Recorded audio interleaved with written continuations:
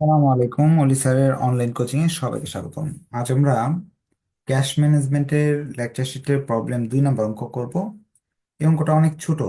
এই অঙ্কটা ছোট হলেও ইউনিভার্সিটি কোশ্চেনে কয়েকবার আসছে বড় প্রশ্ন হিসাবে। এটা অ্যাকাউন্টিং ফোর্থ ইয়ারে একবার আসছে 2013 সালের 11 নম্বর, 2016 সালের 13 নম্বর, 2020 সালের 12 নম্বর, মানে 3বার অঙ্ক আসছে বড় প্রশ্ন হিসাবে। কত আপনারা এই ক্লাসটা করলে বুঝতে পারবেন কতটা ইজি একটা অঙ্ক আপনার 10 নম্বরের জন্য ছিল।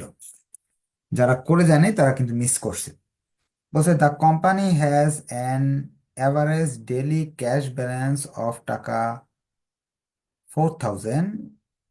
বলতেছে একটা কোম্পানিতে দৈনিক আহ, গড়ে 4,000 টাকা লাগে। Total cash need for the year is টাকা 4,80,000। গড়ে 4,000 লাগে, কিন্তু বছরে লাগে 4,80,000 টাকা। The interest rate 6%, processing cost 100। যদি সে যে টাকা ঋণ নিবে তার উপর 6% সুদ দিতে হবে, এবং সে যে ঋণটা নিবে সেটা প্রসেসিং কস্ট 100 টাকা। যে একবার ঋণ নিলে 100 টাকা তার চার্জ দিতে হয়, যতবার ঋণ নিতে চায় নিতে পারবে। এখন এখানে যত টাকা ঋণ নিবে তার 6%। আমরা এতদিন যে 2টা ক্লাসে 3টা অঙ্ক করলাম এই বিষয়গুলো আলোচনা করছি। এখন এখানে তার কোয়েশ্চেন করছে অপরচুনিটি কস্ট বের করো, ট্রেডিং কস্ট বের করো, টোটাল কস্ট বের করো। এইগুলা অনেক ইজি। অপরচুনিটি কস্ট মানে সুযোগ ব্যয় বের করো। এটা বের করার জন্য প্রবলেম 2 করতেছি আমরা। হ্যাঁ, ও সি বের করতে বলছি। C/2 × I, অর্থাৎ নগদ টাকা যা লাগে তার উপর 4% সুদ দিতে হবে।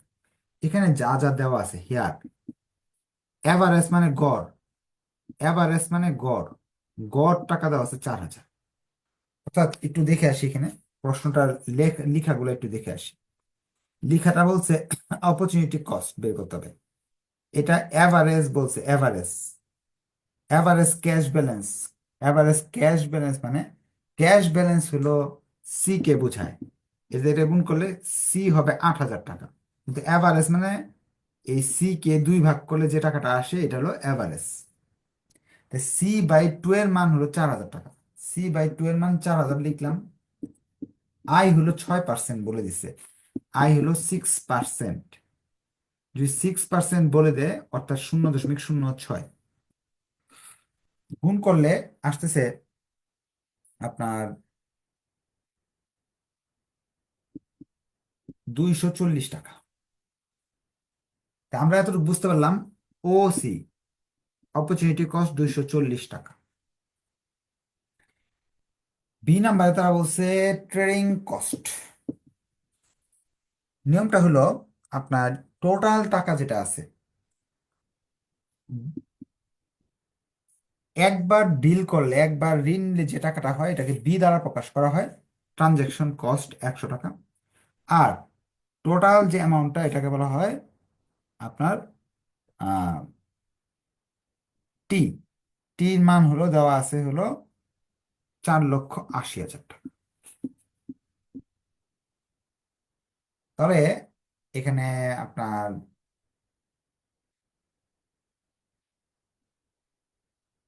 ট্রেডিং কস্ট হলো B × T/C। বি হলো 100, টি হলো টোটাল যে টাকাটা 4,80,000, সি হলো 8,000 টাকা। ট্রেডিং কস্ট বেড়ে আসতেছে 6,000 টাকা। ট্রেডিং কস্টটা কিভাবে আসছে একটু আমি একটু বেসিক বলে দিই, হ্যাঁ। কিভাবে আসতেছে, ধরেন আপনার দিনে 8,000 টাকা যদি লাগে, একবার ঋণ নিলেন 8,000 টাকা। 8,000 টাকা আপনি ঋণ নেন একবারে, এটা হলো বেস্ট। 8,000 করে ঋণ নিলে আপনার জন্য কম খরচ পড়ে, এই জন্য আপনি যেদিনে ঋণ নেন, 1 মাস পর নেন, 2 মাস পর নেন, বা প্রতিদিন নেন, যেদিন 8,000 করে ঋণ নেন, এই সিতে এটাই বোঝায় যে কয় টাকা ঋণ নিচ্ছেন। এখন একবার ঋণ নিলে কিন্তু 100 টাকা দিতে হবে বলে দিছিল। তাহলে এখন 4,80,000 টাকা যদি ঋণ নিতে যান, তো 4,80,000 8,000 দিয়ে ভাগ করলে মোট আপনার কতবার যাইতে হবে? 60 বার যাইতে হবে ব্যাংকে ঋণ নিতে। প্রতিবার যদি 100 টাকা দিতে হয় ঋণ নেওয়ার জন্য, তো 6,000 টাকা দিতে হবে আপনাকে ট্রেডিং কস্ট। সি নাম্বার বলছে টোটাল কস্ট বের করো। টোটাল কস্ট, অপরচুনিটি কস্ট, সুদ এবং ট্রেডিং কস্ট মিলে টোটাল কস্ট। সুদ হইল 240 টাকা, আর ট্রেডিং কস্ট হইল 6,000 টাকা। টোটাল টাকা দিতে হচ্ছে 6,240 টাকা। সুদ দিতে হইতেছে এবং লেনদেনের খরচ দিতে হইতেছে। এই হইলো আমাদের অঙ্ক। 3টা রিকোয়ারমেন্ট আমাদের শেষ। বুঝতে পারলে ওকে লেখেন, কোয়েশ্চেন থাকলে কোয়েশ্চেন করতে পারেন, স্যার বুঝি না বুঝাই দিই। আমাদের বলছে comment on your companies cash strategy. এই যে কোম্পানি নগদ টাকা যে লেনদেন করে 8,000 টাকা নেয় নিয়ে ব্যবসা করতেছে, তাদের যে এই নীতিমালাটা, এটার সম্বন্ধে একটু মন্তব্য করো। যদি আমাকে মন্তব্য করতে হয়, যে এই নীতিমালা সম্বন্ধে মন্তব্য যদি আমাকে করতে হয়, তাহলে জানতে হবে তারা লাভে ব্যবসা করতেছে নাকি লসে ব্যবসা ব্যবসা করতেছে। সেটা জানতে হলে আমার যা করতে হবে, আমি আগে জানি বিজ্ঞান কি বলছে। বিজ্ঞান কি বলতেছে সেটা আমি একটু আগে জেনে নিই।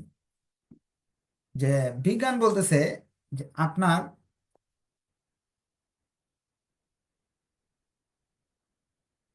এখানে আমি ইয়ে করি,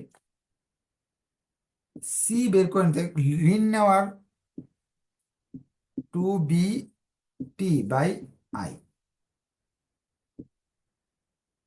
এইভাবে ঋণ নিলে সবচেয়ে কম বি এর মান হলো 100, টি এর মান হলো 4,80,000, আয়ের মান হলো 6%।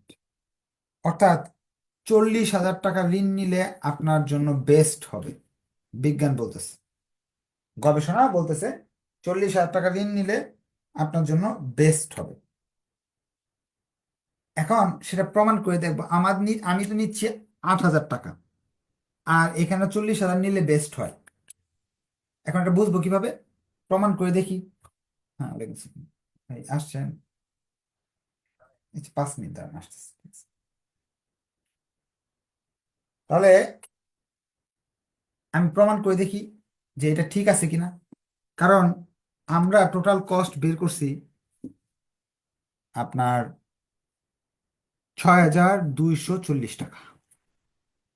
এখন এই 40,000 টাকাকে ক্যাশ ধরে, সি এর মান 40,000 ধরে আমার টোটাল কস্ট কত আসে এটা দেখি। ফার্স্টে ওসি বের করি। ওসি বের করতে হলে C/2 × I। সি এর মান আমার 40,000 টাকা, ভাগ 2, আয়ের মান হলো 6%। সেই হিসাবে আমাদের টাকা কত আসতেছে? সেই হিসাবে টাকা আসতেছে 1,200 টাকা। এরপর আমাদের ইয়ে বের করি, সিসি বের করি, বা কি বলে এটাকে, টিসি। হ্যাঁ, ট্রেডিং কস্ট। ট্রেডিং কস্টের সূত্র ছিল BT/C। বি এর মান হলো 100, টি এর মান হলো 4,80,000, সি এর মান হলো 40,000। সেই হিসাবে আমার খরচ হচ্ছে 1,200 টাকা। অর্থাৎ total cost OC plus TC, OC 1,200, TC 1,200, 2,400 টাকা খরচ পড়তেছে। মানে 40,000 টাকা যদি ঋণ নেই, তাহলে আমার 2,400 টাকা খরচ হচ্ছে। কিন্তু আমি যে 8,000 করে ঋণ নিচ্ছি, আমার খরচ হচ্ছে 6,240 টাকা। এটা আমার জন্য কি হয়েছে, খরচ বেশি হইতেছে।